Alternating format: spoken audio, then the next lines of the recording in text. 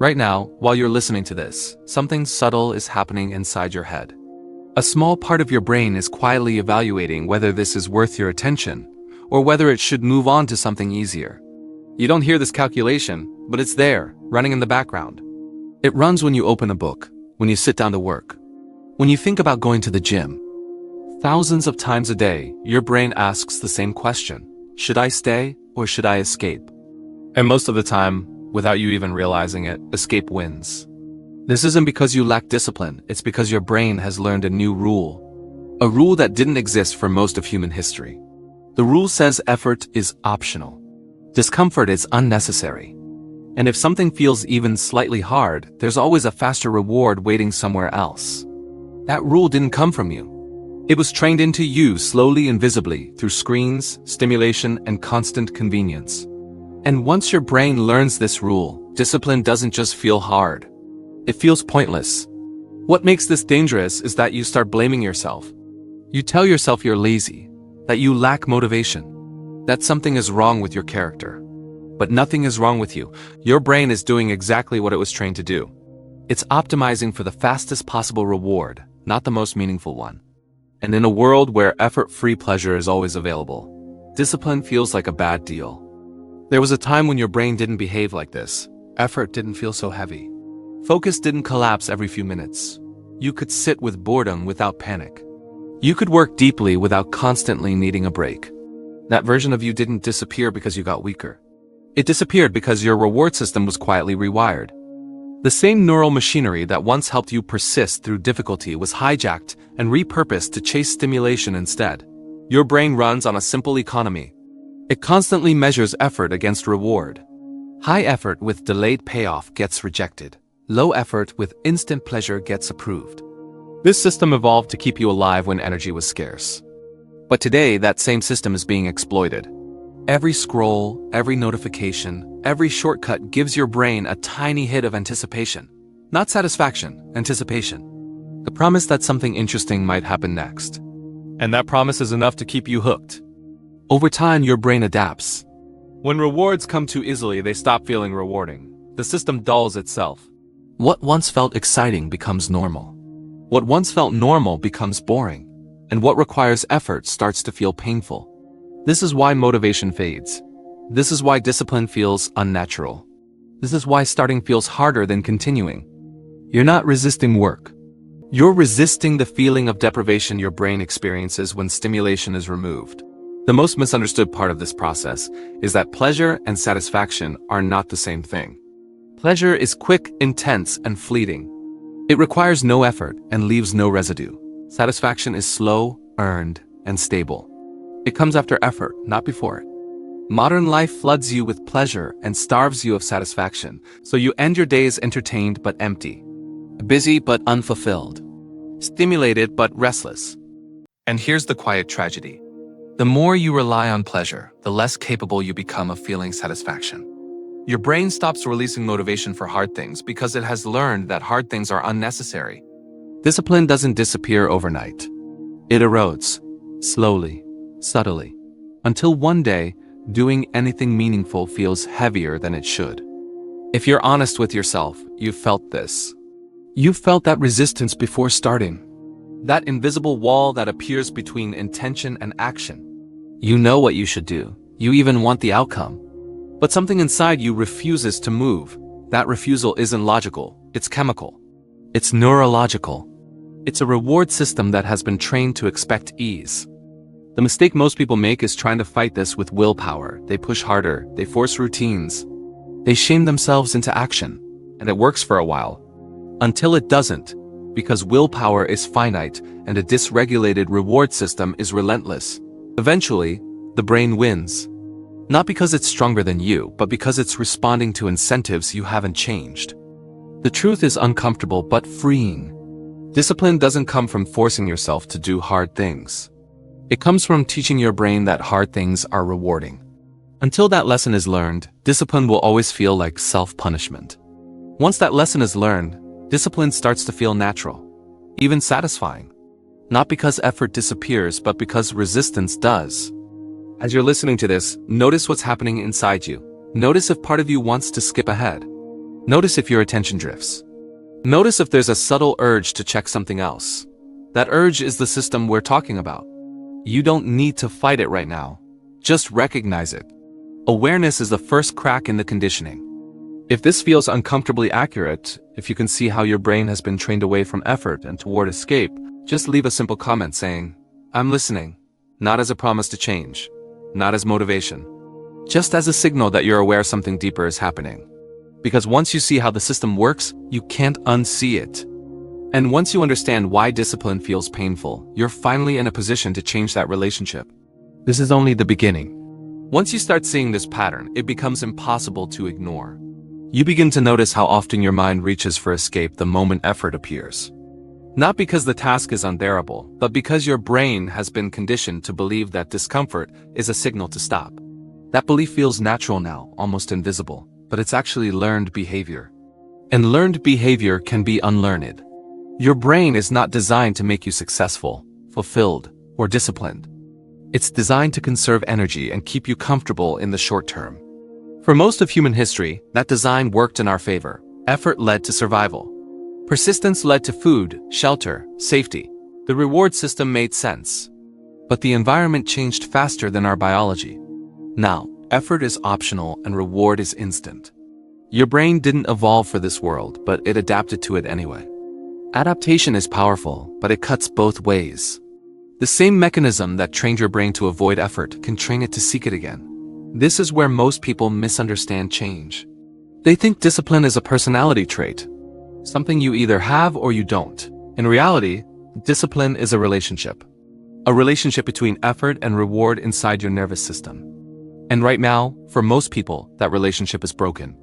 When your brain repeatedly experiences high reward without effort, it starts to associate effort with loss. Loss of time, loss of pleasure, loss of stimulation. So when you sit down to do something hard, your brain reacts with resistance. Not because it hates growth, but because it anticipates deprivation.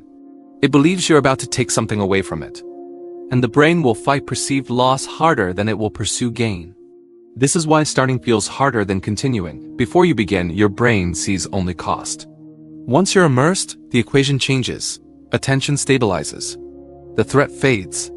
But most people never get far enough to experience that shift, because the initial resistance feels so strong that they retreat. Over time, this reinforces the idea that effort is dangerous and avoidance is relief. Relief is addictive. Not because it feels amazing, but because it removes discomfort. And the brain values relief more than pleasure when it's overstimulated. This is why you don't even enjoy distractions the way you used to. You don't scroll because it's fun. You scroll because it quiets the unease. You're not chasing joy. You're escaping tension. That tension comes from a nervous system that's constantly overstimulated and undersatisfied. It's flooded with signals but starved of meaning.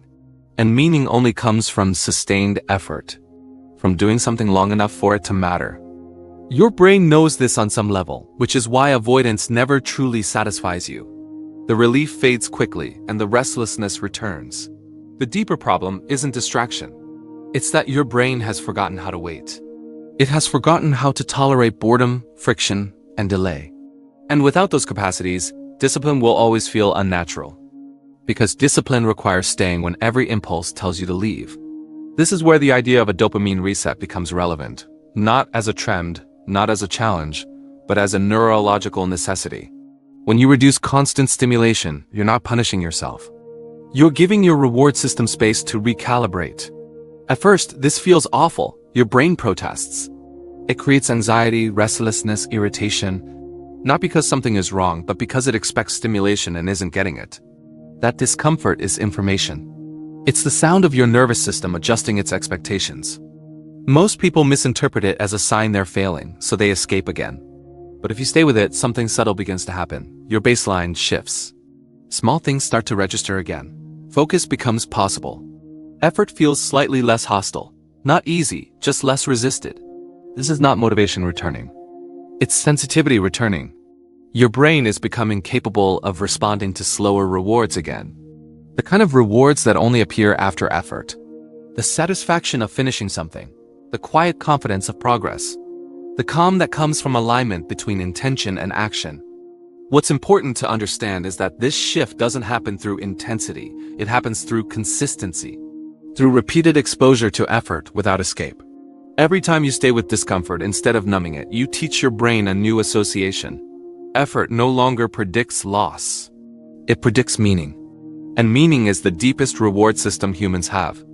This is why discipline eventually stops feeling like force. Not because the work changes, but because the internal resistance dissolves. You're no longer dragging yourself forward. You're moving with less friction. The brain stops fighting because it has learned that nothing is being taken away. Something is being built. But this only works if you stop negotiating with yourself every time discomfort appears. Negotiation reinforces doubt. Doubt reinforces avoidance.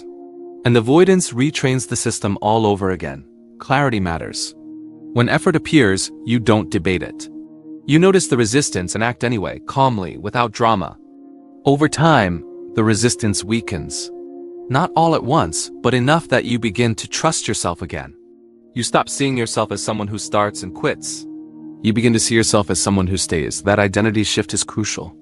The brain responds to identity more than goals. Once you see yourself as disciplined, discipline becomes self-reinforcing. This is why environment matters more than motivation. If your surroundings constantly offer escape, your brain will take it. Not because you're weak, but because it's efficient. Remove easy escapes, and effort becomes the default. Not heroic. Not dramatic. Just normal. You're not trying to become someone new. You're trying to return to a state your brain already understands. A state where effort leads to satisfaction and distraction loses its grip. That state isn't found through hacks or shortcuts. It's built through repeated choices to stay present when leaving would be easier. As you listen to this, notice whether something has shifted. Not excitement. Not motivation. Just a quiet recognition. A sense that the problem was never you. That the struggle makes sense. And that changing it is possible. Not through force, but through understanding. If you've made it this far, it means your attention stayed. That alone tells you something important. Your brain is capable of more than it's been allowed to practice. And once you begin practicing effort again, discipline stops being something you chase. It becomes something you return to. This is the foundation. Everything else builds on this. The real rewiring begins when discipline stops being an idea and becomes an experience. Not a dramatic transformation, not a sudden burst of motivation, but a quiet shift in how your brain responds to effort in everyday moments. This is where most people get confused, because they expect change to feel powerful. In reality, it feels subtle, almost boring. And that's exactly why it works. At first, effort still feels uncomfortable. That doesn't disappear overnight. What changes is your response to that discomfort. Instead of immediately interpreting it as a signal to stop, you begin to recognize it as a neutral sensation. Just information. Just friction. Your brain has been trained to panic at friction, to treat it as danger. But friction isn't danger. It's simply the feeling of growth before reward arrives. When you stay with that feeling without escaping, something important happens. Your nervous system learns that nothing bad follows. No loss, no deprivation, no collapse. The discomfort rises, peaks, and then fades. And every time this cycle completes, your brain updates its expectations. Effort no longer predicts pain forever. It predicts resolution. It predicts completion. It predicts relief of a different kind. This is the moment discipline starts to detach from willpower. You're no longer forcing yourself through resistance. You're observing resistance pass. That difference is everything. Force creates tension. Observation creates tolerance. And tolerance is what allows consistency. Consistency is what actually rewires the brain. Not intensity, not perfection, not dramatic commitments. Just repeated exposure to effort without escape. Every time you choose to stay when leaving would be easier, you send a signal to your reward system. You tell it that effort is safe. That effort is survivable. That effort leads somewhere. Your brain doesn't need you to believe in discipline. It needs evidence. Evidence comes from action, not intention. The brain learns through experience, not logic. You can understand everything intellectually and still be stuck if your behavior keeps reinforcing avoidance. That's why insight alone never changes people. Experience does. In the beginning, this experience feels underwhelming. You don't suddenly love hard work. You don't feel inspired. What you feel is quieter. A slight increase in focus. A little less resistance. A little more tolerance for boredom. These changes are easy to dismiss, but they are signs that the system is recalibrating. As stimulation decreases, sensitivity increases. This applies not just to pleasure, but to meaning. Small accomplishments start to register. Finishing a task produces a faint sense of satisfaction, not euphoria, just steadiness. That steadiness is important. It's the opposite of the dopamine spikes and crashes that dominated your attention before. Over time, your brain begins to release motivation earlier in the process. Instead of waiting for reward, it starts anticipating satisfaction. This is a critical shift. Anticipation is what drives action. When your brain learns that effort reliably leads to satisfaction, it starts supplying energy instead of resistance. This is why discipline eventually feels lighter. Not easy, but lighter. The internal drag decreases. You still experience effort, but without the constant internal debate. The debate itself was draining more energy than the work. Once it quiets, action becomes simpler. What most people don't realize is how much energy they waste arguing with themselves, negotiating, justifying, delaying. That mental noise exhausts the nervous system. Discipline simplifies the internal environment. Fewer decisions. Fewer conflicts. More clarity. Clarity is calming, and calm is productive. A regulated nervous system can sustain effort far longer than an anxious one. This is why discipline isn't about pushing harder. It's about reducing friction, reducing noise, reducing escape routes.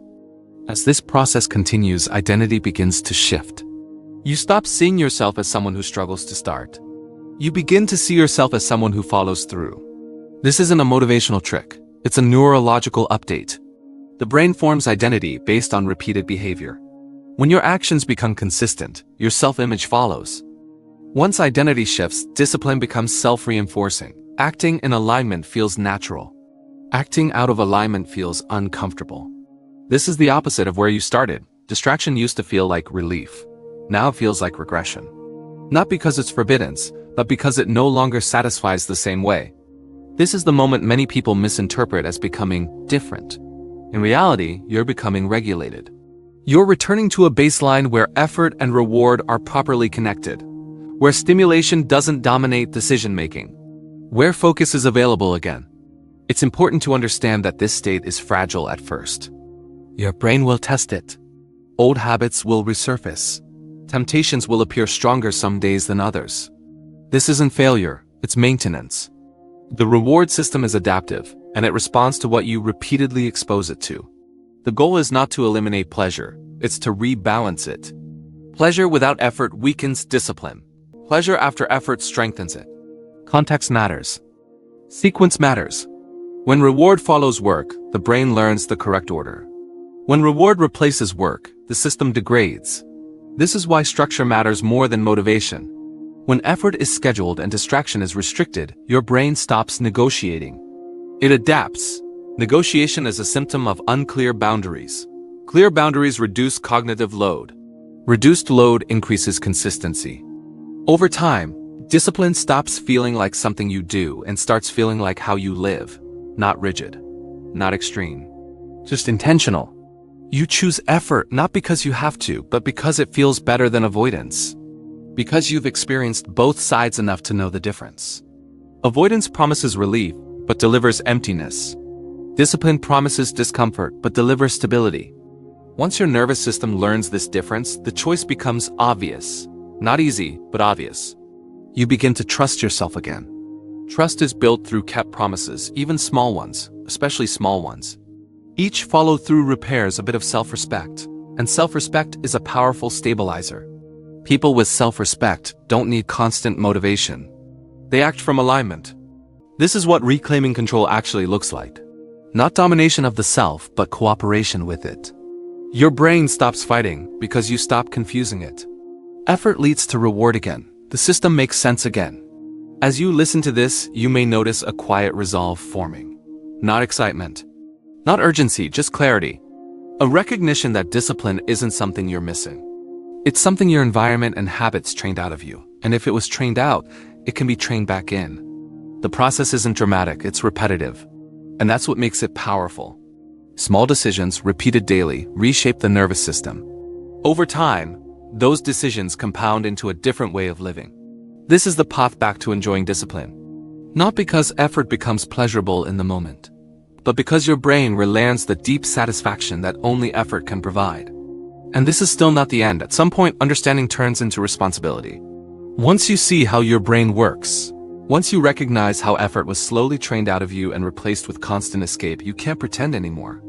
You can't call it laziness. You can't call it bad luck. You know now that discipline didn't disappear. It was conditioned away, and that means it can be conditioned back. The danger isn't that you'll fail. The danger is that you'll understand all of this, and then go back to living the same way, but back to noise. Back to distraction. Back to letting algorithms decide how you feel when you focus and what you avoid. That's the real fork in the road. Not motivation versus laziness. Awareness versus denial. Rewiring your brain doesn't require intensity. It requires honesty. Honesty about what you escape from. Honesty about what you numb. Honesty about the cost of choosing comfort over effort again and again. Because every escape teaches your brain something. And every time you stay, it learns something else. You don't need to change everything. You need to make one decision and live with it long enough for your nervous system to feel the difference. One source of empty dopamine removed. One period of discomfort tolerated without running. One promise kept when no one is watching. That's enough to start the shift. Discipline doesn't arrive as motivation, it arrives as self-respect. And self-respect grows quietly, through small actions repeated until your brain trusts you again. Once that trust is rebuilt, effort stops feeling like punishment. It feels like alignment, like control, like clarity. So don't rush past this moment. Pause the video for a second. Ask yourself one honest question. What is the single habit, app, or behavior that keeps pulling you away from the life you say you want? Decide right now what you're willing to remove or limit for the next few days. Not forever, just long enough to feel your brain reset. Then act on it today, not tomorrow. If you want to keep going deeper into this kind of thinking, if you want to rebuild focus, discipline, and control in a world designed to take it from you, subscribe. And more importantly, make a decision before you scroll again.